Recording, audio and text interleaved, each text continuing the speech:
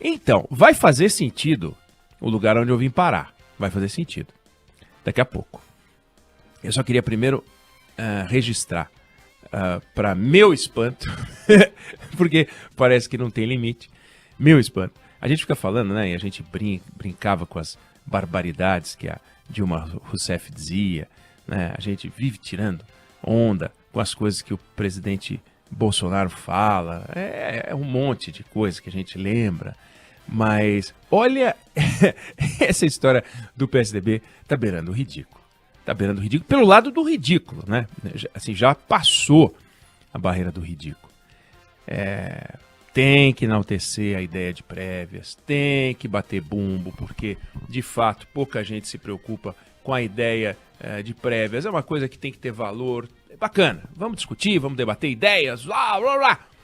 Agora, descambou.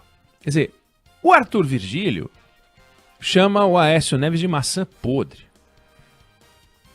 Aí, o coordenador da equipe do Dória disse que o Eduardo Leite quer melar as prévias. O Eduardo Leite acusa o Dória de comprar voto. Aí eu fico perguntando o seguinte, eles estão construindo o quê? Uma terceira via ou a terceira guerra tucana? Eles estão construindo a terceira guerra tucana, pelo visto. É incrível como essa gente consegue, primeiro, achar que é a solução para o Brasil... porque Deus quer. Deus ungiu os tucanos e tucanos são divinos, né? As aves tucanas é uma coisa. Agora o tucano acha que é um ser divino e que tem o direito de, não é de pleitear, né? É de estar na presidência.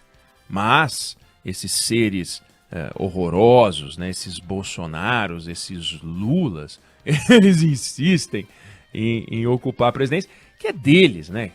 Não é que eles são a terceira via, eles são a primeira via, a única solução. São muito presunçosos quando falam. E tem solução para tudo, só que a gente não sabe se eles são de esquerda, se eles são de direita, eles não sabem se explicar. A gente não sabe o que eles defendem, porque votam com o Bolsonaro, ao mesmo tempo namoram com o PT. É uma geleia. Aí o Dória vai dizer, não, eu tenho clareza ideológica. Bom, ele pode ter, o Eduardo Leite pode ter a dele. O Aécio, não sei se tem clareza, né, ideológica alguma, mas enfim, vai ver, tem Arthur Virgílio. Mas a hora que você soma essa gente, você fala, mas do que vocês acreditam no quê? E a gente fica sem entender. É impossível. Tem umas brincadeirinhas de internet que o casal fecha os olhos assim, e uma voz pergunta, quem é o mais bagunceiro? Aí eles têm que apontar o dedo para um e para outro de olho fechado. É o PSDB. Quem é mais à direita? Eles apontam o dedo um para o outro. Quem é o mais inteligente? Claro, cada um aponta para si. Quem tem a solução para isso? Cada um aponta para si. Eles não, é inacreditável. E aí, o desafio do PSDB, e a gente lembrou esse desafio como sendo um desafio político, o PSDB é um partido sem voto, é um partido miúdo, uma bancada pequena. E da sua fundação para cá só diminuiu. A gente lembrou disso aqui. Então, eles têm que se entender. A hora que eles soltarem um nome, tem gente lembrando que os adeptos do Moro, os seguidores do Moro, os humoristas estão de olho no PSDB, mas os humoristas também estão de olho no PSDB, porque virou uma fonte de piada. Mas a gente viu também, nas últimas horas, questões importantes envolvendo a candidatura Lula. Quer dizer, o Lula está circulando por aí, e como ele está lá em cima nas pesquisas, como ele está lá, 40%, 30 e tantos por cento, depende da fonte, ele está lá em cima nas pesquisas, parece que ele já não tem muito compromisso com as coisas que diz. E diz qualquer coisa que ele acredita, e a gente não sabe muito bem se ele acredita, se não acredita, porque por uma hora ele fala em democracia, outra hora ele defende o regime da Nicarágua, uma hora ele fala em democracia, Estado de Direito, que graças ao qual o julgamento do Sérgio Moro foi revisto, porque isso é numa democracia que acontece. Mas ele defende o regime cubano, continua insistindo nesse troço de defender o regime cubano, defender o regime da Nicarágua. E chega ao cúmulo de dar uma entrevista para um veículo de comunicação espanhol, dizendo comparando, dizendo, se a Angela Merkel pode ficar 16 anos no poder, por que não o Daniel Ortega? Como assim? Um regime ditatorial.